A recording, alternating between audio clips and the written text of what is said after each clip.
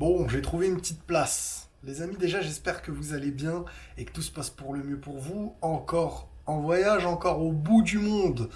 Et tout plein d'amour, tout plein de paix pour vous, comme je vous l'ai dit la dernière fois. Je trouve un petit moment pour essayer de partager avec vous. Encore une fois, désolé pour la qualité de l'image, du son peut-être.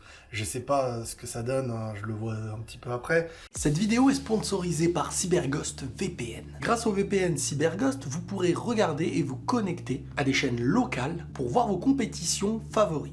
Ligue des champions, championnat, le tout depuis l'étranger. Ce réseau virtuel privé vous offre tout plein d'avantages, comme chiffrer vos données, masquer votre adresse IP, débloquer un accès illimité sur plus de 35 plateformes de streaming, vos données d'utilisateurs non conservées. CyberGhost VPN possède plus de 7000 serveurs répartis sur 80 pays. Une connexion sécurisée en tout temps, une application compatible avec toutes les interfaces et aussi les consoles de jeu, avec la possibilité de se connecter jusqu'à 7 appareils à la fois à partir d'un seul abonnement. Si vous utilisez mon lien qui est dans la description, vous obtiendrez 83% de réduction et 4 mois sont offerts, soit 2,03 € par mois en utilisant mon lien dans la description. Abonnez-vous sans aucun risque avec une garantie de 45 jours satisfait ou remboursé, 24 heures sur 24, 7 jours sur 7, en 4 langues différentes, le français inclus. Le lien est dans la description.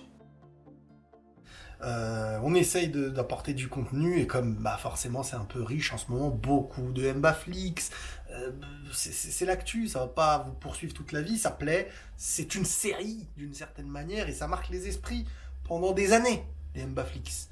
Sauf qu'aujourd'hui on n'est pas sur du Mbaflix, aujourd'hui peut-être que le cas Mbappé reviendra un petit peu dans cette vidéo, mais on est beaucoup plus axé sur le sujet du mercato autour du Real Madrid. Précisément. Déjà, ce qu'il y a à comprendre, c'est qu'il s'est passé beaucoup de choses.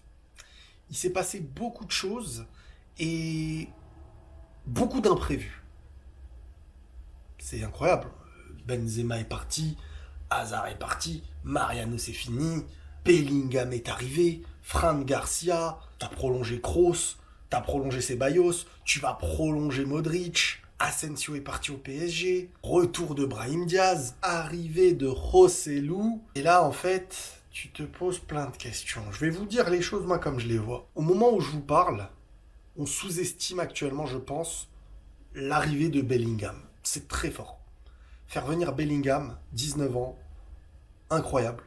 Un joueur incroyable, qui, je vous le rappelle, et j'ai des confirmations là-dessus, ce gars avait peut-être 3 fois plus à prendre financièrement dans un club comme City. Harcelé au téléphone par des joueurs comme Haaland, par Pep Guardiola qui le voulait à tout prix, le gars a dit que ce n'est pas une histoire d'argent. Madrid. Moi je dis chapeau, parce que je peux comprendre parfois les joueurs qui partent pour l'argent. C'est chacun travaille, voit ce qu'il fera de son argent, c'est la vie de chacun. Et là tu te dis le mec, Madrid, sportivement, il a envie d'apporter à ce club, les gars. C'est fort. Ce gars-là, Bellingham, il vient apporter pour moi ce qui vient à clôturer le milieu du Real Madrid en ayant un apport que personne ne pouvait avoir. Cet apport à la fois très haut, comme un apport qui pourrait être d'un milieu central comme le Real possède depuis très longtemps. Hein. Mais ce profil de joueur que tu peux mettre haut avec des attaquants pour les soutenir, pour terminer quand faut terminer, pour avoir la dernière passe, pour dribbler quand faut dribbler, pour avoir un box-to-box s'il le faut. Il peut dépanner à tellement d'endroits, voire avoir un poste fixe comme milieu offensif, même s'il faut. À voir comment jouera le Real Madrid l'année prochaine, mais en tout cas, on est clairement sur un joueur, 19 ans, parmi les meilleurs joueurs aujourd'hui à son âge. Même mondialement, tu peux le mettre dans un sac des joueurs très forts. C'est une arrivée incroyable qui fait extrêmement plaisir. Alors certes, cette arrivée-là est adoucie, on entend moins parler, on en a moins parlé, parce que ce qui s'est passé, c'est que tu perds Benzema. Et là où le timing aurait été le plus parfait, c'est-à-dire que Benzema resterait jusqu'à l'année prochaine, tu perds Benzema et tu pourrais conclure peut-être avec Kylian Mbappé.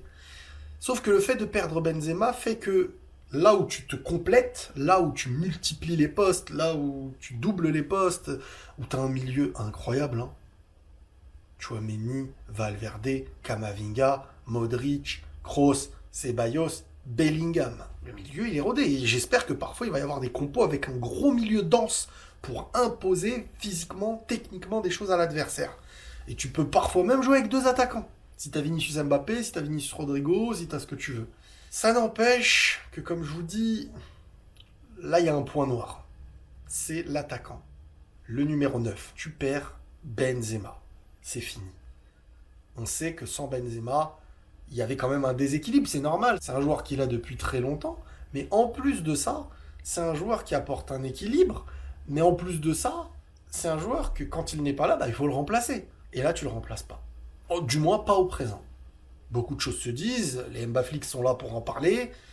Avant de parler de ce cas-là, on va quand même prendre le temps de parler d'autre chose, parce que cette vidéo est quand même consacrée au mercato du Real et les Mbaflix, on a de quoi en faire.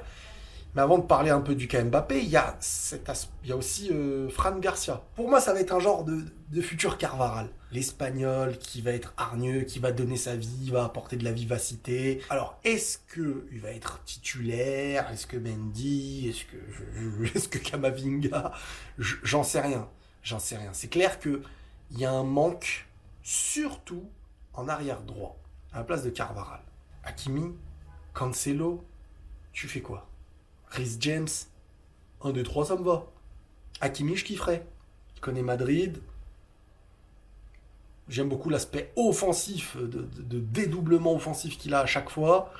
Vous savez, ça fait tellement longtemps qu'on n'a pas eu des joueurs, hormis des centres de Carvajal, des choses comme ça, mais c'était pas le point fort, n'a jamais été le vrai dédoublement. C'est un apport offensif incroyable d'avoir des joueurs qui savent dédoubler et apporter un surnombre, une vitesse. Voilà, Hakimi, les allers-retours, il connaît. Moi, je sais qu'Hakimi, il ferait beaucoup de bien dans un club structuré. Et on l'a vu, hein, même avec le Maroc, il nous montre même d'autres aspects techniques, des coups francs, d'un côté vraiment au-dessus. Et avec l'Inter, comme avec Dortmund, on l'a vu aussi. Donc je vous ai évoqué le cas de Fran Garcia, qui, voilà, et il y a clairement maintenant une volonté, je pense, de pourquoi pas vendre, s'ils le peuvent, Mendy, parce qu'il y a un grand intéressement pour Davis. Alors si t'as Davis à gauche, c'est chaud. Davis à gauche, je prends. Et le prix ne me dérangerait pas. Moi, je mettrais le prix clairement. Ah, je vous dis la vérité. Davis à gauche, c'est athlétique, physique, intensif. Ça irait très très vite. Ah, ce serait très très très très beau. Bon, on s'est beaucoup enflammé au début de ce mercato. On parlait de Davis, d'Havertz, de machin. Moi, Havertz, je le voulais. C'est pas parce qu'il était censé venir que je le voulais pas. Harry Kane et compagnie. Bon, je vais revenir sur Brahim Diaz avant de revenir sur le cas Mbaflou. Brahim Diaz, c'est un remplaçant. Donc, c'est un remplaçant qui vient pour remplacer le poste de remplaçant d'Asensio. Certains me disent, ouais, mais peut-être qu'il marquera pas autant qu'Asensio. Oui, mais celui qui marquera autant qu'Asensio, c'est celui qui avant ne marquait jamais, c'est-à-dire Mariano. Parce que le but du remplaçant numéro 9, c'est d'avoir des stats, normalement, sinon ça sert à rien d'avoir un remplaçant de numéro 9 s'il marque pas le mec. Donc Rossellou va avoir un nombre de buts, je pense. Un nombre aussi élevé, c'est pas réellement élevé, que Asensio. Et Brahim Diaz va apporter une entrée en jeu beaucoup plus basée sur la déstabilisation. C'est ce qu'on demande à un mec de son poste. Asensio, hormis quand il jouait la passe D ou la frappe de balle, il faisait des très belles entrées, je dis pas le contraire. Mais des fois, on avait besoin de lui comme un déstabilisateur, pas comme un mec qui rentre et c'est Modric que t'as fait rentrer. C'est comme si tu avais fait rentrer un milieu central. Il y en a beaucoup. T'as besoin de casser des lignes, de prendre des risques. Et je pense que Brahim Diaz peut apporter des choses. Alors c'est clair que sur l'aspect physique, repli, ça va être compliqué avec lui. C'est pas le genre de joueur qui, comme Asensio, pouvait offrir un véritable repli défensif. Et à Madrid, on le demande, quand tu rentres sur les côtés, de vraiment soutenir, surtout si c'est Vasquez, par exemple, derrière, ou parfois Carvajal qui quand il n'est pas dans les hyper gros matchs, c'est pas pareil. Donc, c'est vrai que là, on est sur des joueurs qui... si t'as pas Mbappé cette année, t'es déçu. Même si Bellingham, c'est incroyable de le recruter. Mais tu perds Benzema. Et dans la cohérence de ce que tu apportes sur une nouvelle saison, tu vas être déçu. Parce que tu vas jouer avec qui devant? Rosselló? Faut arrêter. En remplaçant, je suis content, mais en titulaire, faut arrêter. Ce n'est pas un titulaire, pas au Real Madrid. Et même s'il est là, il jouera pas titulaire au Real Madrid. Et même s'il n'y a pas Mbappé ou il n'y a pas d'autres remplaçants. Donc, maintenant, Vinicius et Rodrigo, si tu les mets tous les deux et que tu fais un milieu à 4 et que tu les mets tous les deux devant, en Liga, tu te dis, bon, ça pourrait aller. Pourquoi pas?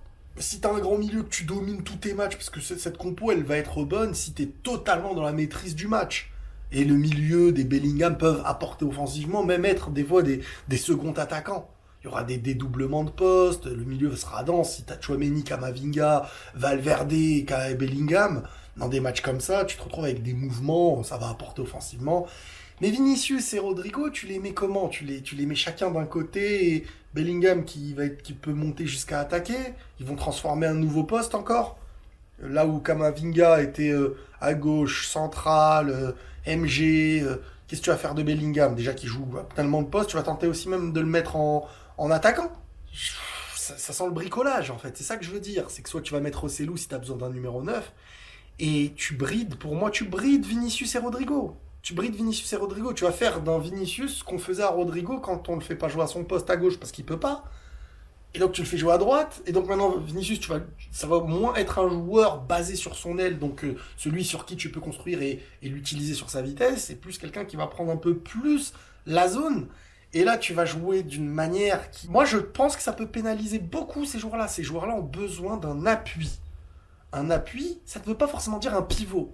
Mais un gars qui a quand même des défenseurs sur lui dans la zone. Ou alors, à 3, vous pouvez être en rotation offensive. Mais juste Rodrigo et Vinicius, ça peut être un flop pour moi. Et au final, gâcher une saison dans leur progression. Même s'ils sont devenus très forts, très intelligents, ils peuvent faire des choses. Mais un Real bricoleur me rendrait très déçu. Au point où je vais être méchant. Si on en arrive à se dire « Oh, Mbappé n'est pas venu, on ne tente rien, on lui réserve son numéro 9, les paillettes, les bisous, il nous l'a fait à l'envers une fois, il peut nous le faire une deuxième fois. » Qu'est-ce qui ferait qu'aujourd'hui il ne peut pas te la faire une deuxième fois? S'il est assuré d'aller à Madrid, dis-le publiquement. Je sais pas. Je sais pas. Tout peut se passer dans le foot. Oui, on sait. Mais des fois, soit, en fait, il se passe des choses en interne. Les choses se sont avancent, mais si réellement tu reprends la saison avec un numéro 9 vacant, t'as pas tenté de combler, et tu vis dans l'espoir derrière quelqu'un qui a déjà pu te la mettre à l'envers, moi je trouve, parce que c'est pas le fait que lui a fait des choix qui l'arrangent qui me dérange, mettons de la nuance. C'est pas une histoire de t'es gentil, t'es méchant. C'est que chacun pense à lui et c'est la vie. Chacun pense à sa carrière et à ses biens. Donc si demain Paris propose quelque chose qui l'intéresse, moi je peux concevoir qu'il accepte. C'est sa vie et si ça arrange sa vie, il va pas réfléchir pour ta vie. C'est ça que je veux dire. Et ça pourrait me saouler, ça pourrait m'énerver. Mais chacun a des propositions. Et l'erreur, vous savez, il y a une phrase qui dit « Arnaque-moi une fois ». Entre guillemets, c'est toi le méchant, mais arnaque-moi 2 fois, mais c'est moi l'idiot. C'est plus toi le problème, c'est moi, parce que je te crois 2 fois. C'est comme l'histoire de celui qui crie au loup. Il crie au loup pour rigoler, le jour où il crie au loup pour être sérieux, bon, c'est pas exactement la même chose, mais vous m'avez compris. Donc, le cas Mbappé, moi j'ai du mal, hein. Franchement, moi j'ai des retours. Je dis pas que j'ai la vérité, mais j'en sais rien, moi, comment la com elle va se faire, si c'est vraiment vrai, c'est que par exemple PSG Community ont sorti, exclu dans leur live. J'ai du mal, moi j'ai ce sentiment et des retours qui me disent, comme je dis, peut-être que ce qui me vient, c'est une manière d'éteindre le feu, c'est une manière, je n'en sais rien. Mais pour moi, il n'y a rien qui est fait encore. Hein. Il n'y a rien qui est fait. Donc, si on me dit que les choses se font et que ça a l'avantage du Real et tout, ok, on en reparlera. Au présent, je ne suis pas très confiant sur l'idée qu'Mbappé sera joueur du Real l'année prochaine. Hein. Enfin, la saison qui arrive. Hein. Donc s'il ne l'est pas, alors bien sûr que des fois j'ai des doutes. Il y a un jour où je me dis ah c'est bon, un jour je me dis oh là là on est loin. Et quand j'échange des fois et tout, je me dis on est loin. Et après j'écoute là-bas, je me dis bon bah il va arriver. Je suis chamboulé, je suis complètement perturbé dans ce mercato, enfin dans le cas Mbappé. Il rend fou, tout simplement. Donc s'il est amené à signer au Real, bon on en reparlera plus tard parce que là c'est pas encore notre copain. Le jour où il est amené, on verra. Non mais plus sérieusement, euh, si tu joues sans neuf, c'est honteux. Franchement, c'est honteux. Que ça arrange le Real de l'avoir l'année prochaine financièrement ou pas, tu peux pas sacrifier une saison sans neuf. J'ai du mal à y croire. De bricoler comme ça, de laisser. Pourquoi le numéro 9 il est vacant? Pourquoi tu le donnes pas à Rossellou? Et si l'année prochaine il y a ce qu'il y a ou pas, tu le donnes à un autre joueur. Pourquoi il est vacant ce numéro? Pourquoi la com elle va dans le même sens? 2024 côté Mbappé, 2024 côté Florentino. Et bizarrement, alors si tout est clair, le numéro 9 donne-le à ton attaquant qui vient d'arriver. Je sais pas. Je comprends pas. Et dans un. Enfin bon, bref. C'est hyper complexe. C'est hyper complexe, mais voilà. Pour l'instant, si ça s'arrêtait là tout de suite, bah je serais déçu parce qu'on n'a pas remplacé Benzema. Et qu'en fait, on sait que l'année dernière, sans Benzema, ça pouvait être compliqué. Pour preuve, sans avoir le même impact qu'il avait l'année d'avant quand il prend son ballon d'or, tu prends ni la Ligue des Champions, ni la Liga. Tu t'en sors avec la Copa del Rey. C'est déjà bien. Mais on sent que c'est anormal d'avoir autant perdu de points, d'avoir été aussi loin que le Barça. Et le Barça, attention, mine de rien. Parce qu'ils n'ont pas de grosses finances de fou, mais ils gèrent assez fort, intelligemment aussi. Les gars, ils font venir Gundogan. Gundogan. Imaginons qu'ils ramènent Brozovic ou Bernardo, je sais pas. C'est intéressant pour leur football, c'est cohérent avec leur football. Alors moi, je suis content quand ils recrutent. Hein. La Liga redevient plus intéressante, les Classicos le seront aussi. On est sur voilà, des milieux incroyables en Liga et un duel, voilà, quand tu gagnes contre eux ou que tu passes devant eux, il y a un honneur. Et c'est honorable. Donc c'est agréable de voir aussi le Barça se renforcer. Moi je veux un Barça qui se renforce, un Real qui se renforce. Une Atlético qui se renforce, Valence, etc. Moi c'est ce que je veux. Moi. Je veux que la Liga on la voit avec des étoiles, plein de joueurs autour de chaque équipe, des leaders, des vrais monstres. Mais pour l'instant, si ça s'arrêtait maintenant individuellement, à prendre Bellingham, c'est une dinguerie, c'est magnifique. Mais ce qui doit être comblé n'est pas comblé. Arrière droit pas comblé, et attaquant pas comblé. Et si attaquant pas comblé, ça perturbe tes éléments forts. Parce que dans ce qu'on leur demande d'offrir, d'apporter, de déstabiliser, pour ensuite donner à un véritable attaquant, n'existera pas. On va leur demander un nouveau travail. Et un travail qui va peut-être mettre en péril ce qu'ils savent faire de mieux pour ensuite enjoliver ce qu'il y a à côté. Tout comme celui qui est à côté enjolive parfois le football de ces joueurs-là. C'est comme si tu me dis, t'as Modric ou t'as Zidane dans une équipe, mais derrière t'as aucun joueur capable, t'as ni Vieira, ni Makelele, ni... Donc t'as Zidane, mais il est pas avec ses deux... Il est pas avec ses soldats. Et ça chamboule tout l'équilibre. Tu peux pas te permettre de mettre un Zidane qui est basé beaucoup plus sur l'aspect jeu au pied et sans ballon, il n'a pas cet apport défensif. Donc tu mets un élément comme ça qui a son grand plus et le grand moins, tu le combles par ce qu'il y a à côté. Si derrière, et c'est pareil à tous les postes.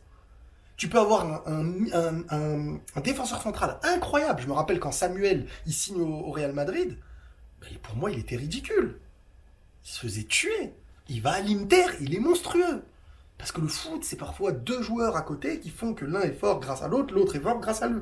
Et c'est un duo. Et le foot, c'est ça.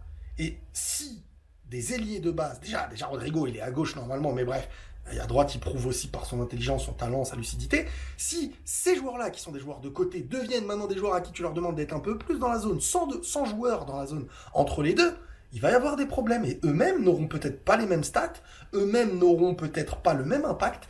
Et c'est une régression. Pourquoi? Parce qu'il y aura un espoir d'avoir Mbappé. Ok, mais s'il vient pas, et que tu pouvais avoir Harry Kane, et qu'après Harry Kane, tu pourrais te pencher sur Haaland. Donc moi, si on me dit Mbappé cet été, il vient et tout, ça y est, ça résout énormément de problèmes. Pour moi, le côté gauche défensif n'est pas forcé. T'as Mendy et t'as Fran Garcia.